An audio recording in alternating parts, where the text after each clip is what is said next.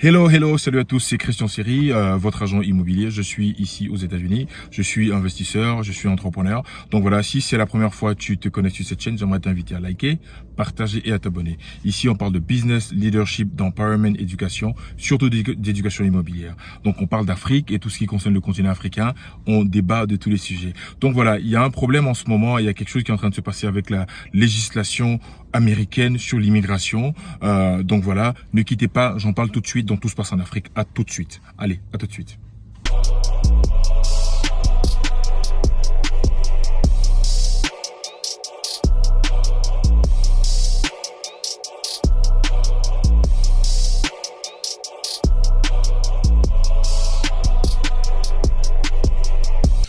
Hello, donc voilà, bienvenue encore à Tout se passe en Afrique, ici Christian Seri.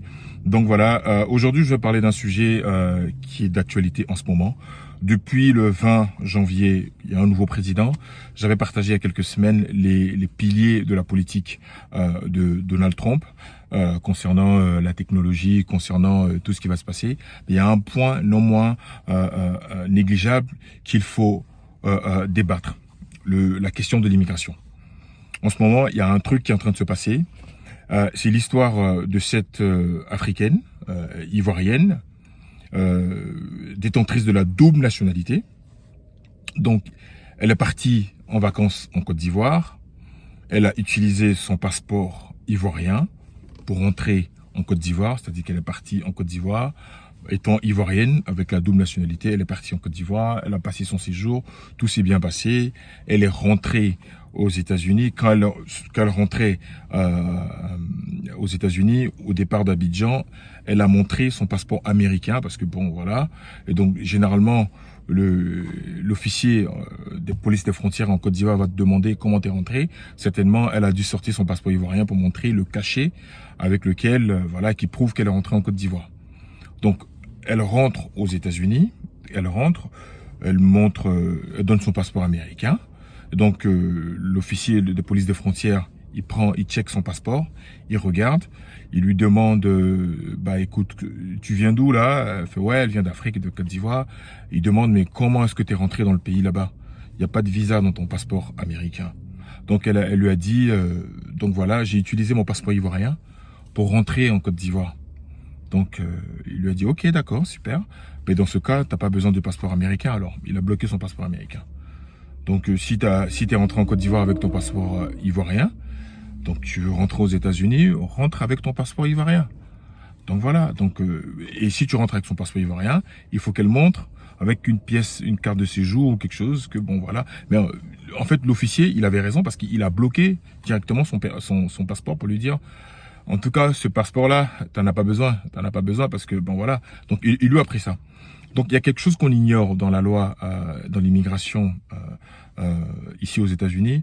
En France, certainement, beaucoup de personnes le font. Ils ont la double nationalité. Ils prennent le passeport ivoirien. Au départ de Paris, ils rentrent en Côte d'Ivoire et quand ils sortent, ils remontrent le passeport français ou une pièce d'identité française et après on les laisse passer et rentrent en France. Ça passe. Mais avec le nouveau gouvernement qui est là, la nouvelle administration américaine avec Trump, les choses ont complètement changé. Les choses sont plus les mêmes. Ils mettent en place vraiment une politique un peu stricte. Vous avez vu cette vague de rapatriement où on rapatrie pas mal de personnes. Donc voilà, dans cette dynamique-là, ils sont très regardants au niveau des entrées et des sorties. Donc ce message, c'est à l'endroit de toute la diaspora, tous ceux qui vivent aux États-Unis et qui font ces pratiques-là, qui partent en Afrique sans prendre un visa dans le passeport américain pour entrer dans le pays dans lequel vous partez en Afrique et au retour vouloir utiliser le passeport américain. C'est banni et c'est la loi en plus. La loi américaine dit que tout citoyen américain qui dispose de plusieurs nationalités, pour ses rentrées et sorties du territoire américain, doit utiliser son passeport américain.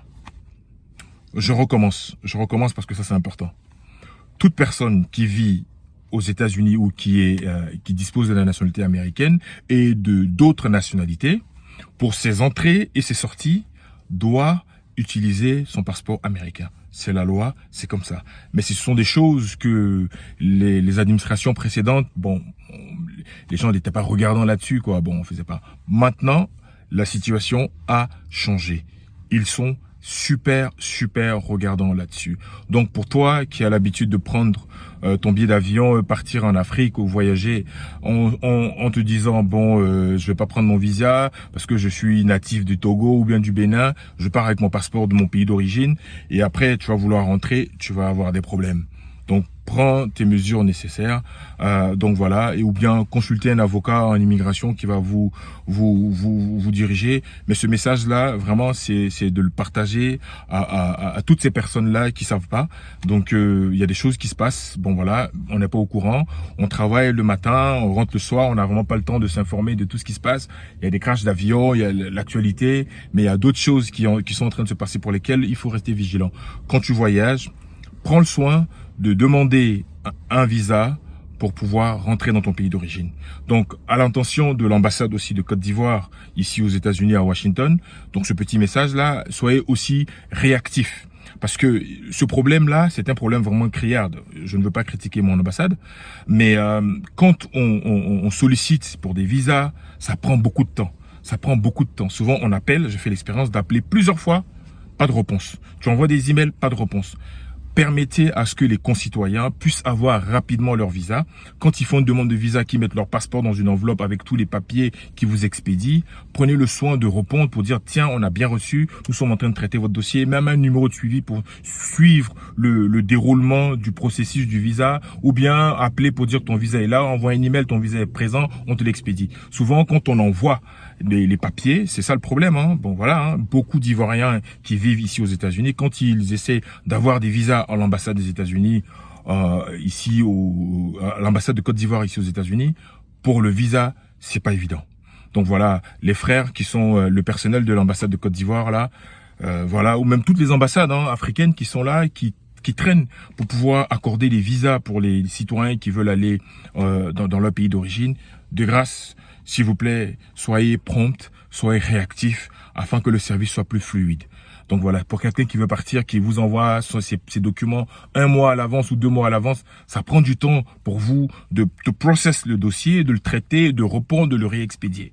Donc voilà, c'est pour ça beaucoup de personnes utilisent leur passeport ivoirien, comme ça ils partent. Au retour, ils veulent utiliser leur passeport américain. Et donc voilà le problème qui est là. Donc il y a deux choses qui sont soulevées ici. Nos ambassades africaines, donc voilà, si quelqu'un écoute ce message dans une ambassade africaine ici, on vous demande de traiter rapidement les demandes de visa de vos concitoyens qui sont d'origine voilà de votre pays, mais qui ont la double nationalité, qui veulent obtenir un visa pour entrer au pays.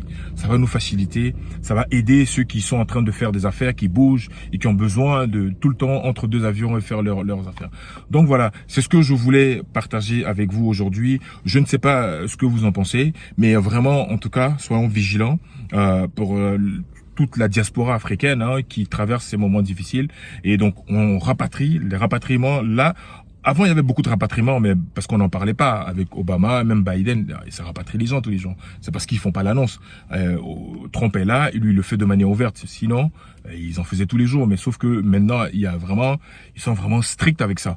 Donc, c'est à nous d'être vigilants, c'est à nous d'ouvrir les yeux et d'être très réactif par rapport au nouveau gouvernement qui est là. Il faut qu'on s'adapte aux exigences du nouveau gouvernement. C'est important en tant qu'immigré, en tant que voilà, les gens, on est venu là, on est venu se chercher. Donc on va pas commencer à